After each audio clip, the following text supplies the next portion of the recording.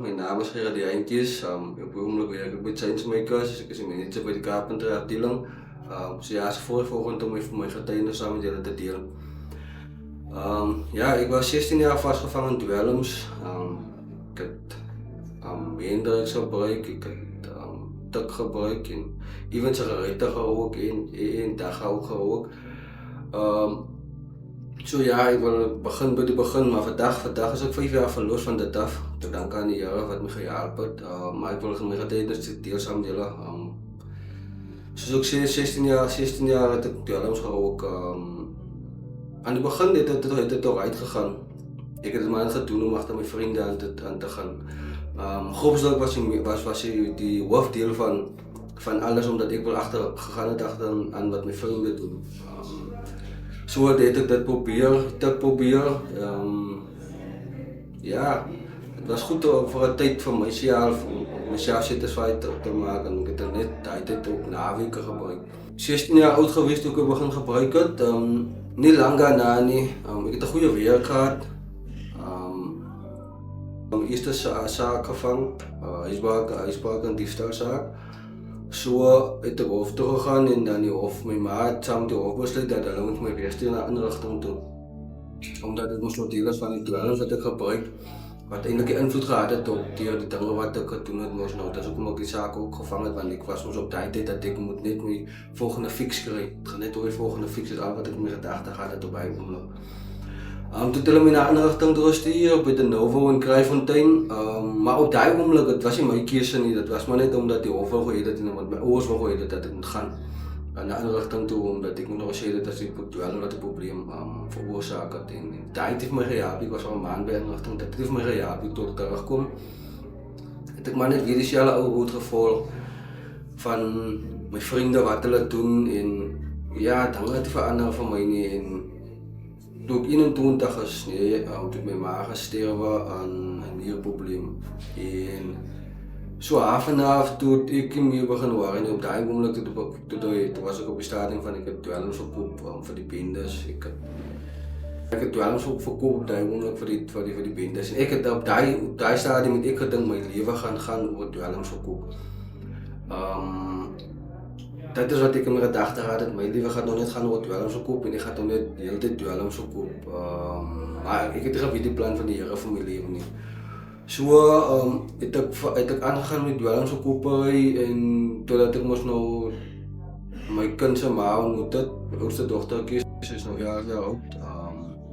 Toen ik mijn verhaal ontmoet, toen ik 23 jaar. Was het die baby gereed. En op die oomblik toen kon niet een pa wees voor mijn kind die van. Toen ik moest nou, ik was ja, toen 6 maanden zwanger was, toen ik moest nou op 4 zaken gehad en ik heb straf gekregen, jaar en 8 maanden straf, ik was dronk toen. Voor 4 maanden, het was een collectieve straf. 4 maanden in de dronk uitgekomen, weer dezelfde rood gevolgd. In die tijd toen kon ik zien, ik kan niet voor mijn kind provide van, omdat ik mijn baby moet de hele tijd moet gefeed heb.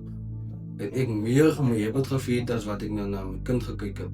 Zo, toen ik 25 was, ja, zeg maar jaar na dat, toen het dingen niet meer zo lekker gegaan, die kind tussen ik en ma nie, of ze zijn elkaar uit.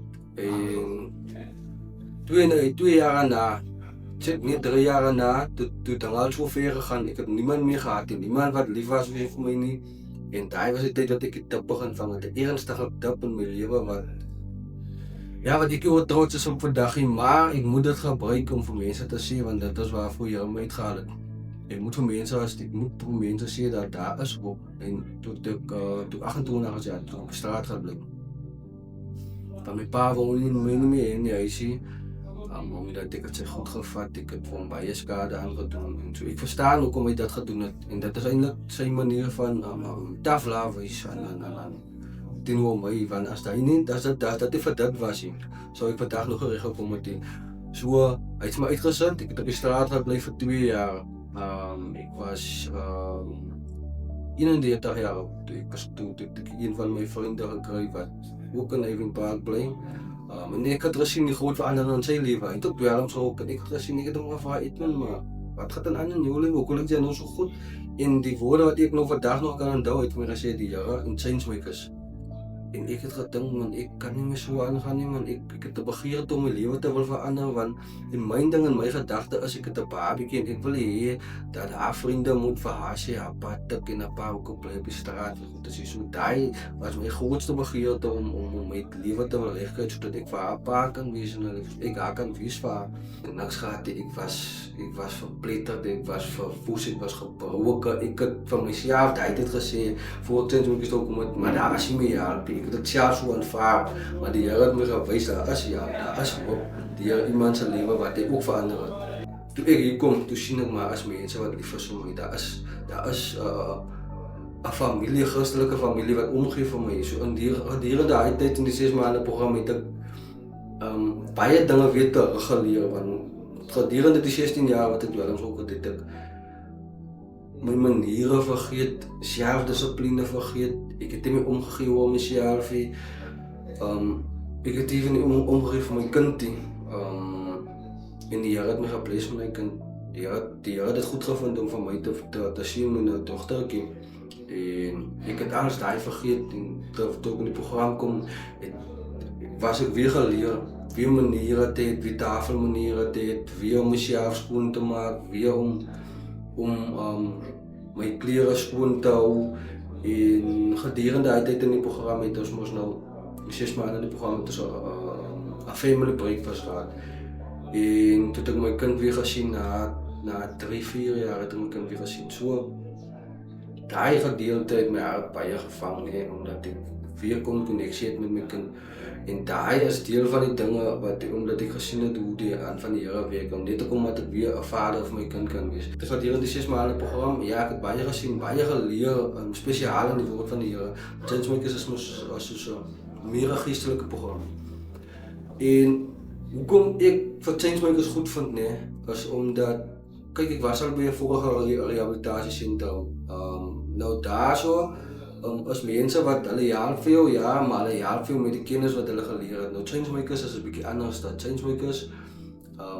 Se staf as mense wat ook deur sulke goed kom, mense wat ook dwelms gebruik het en mense wat vir jou wat in 'n oomblik is van 6 maande recovery 'n voorbeeld is wat vir jou laat streef daarna om vir eerstens vir jou volgende mylpaal te maak dat jy 2 jaar skoon kan wees. Want jy sien rondom jou maar as manne wat al 2 jaar skoon is, as manne wat al 5 jaar skoon is, even mense wat al 10 tot 16 jaar skoon is.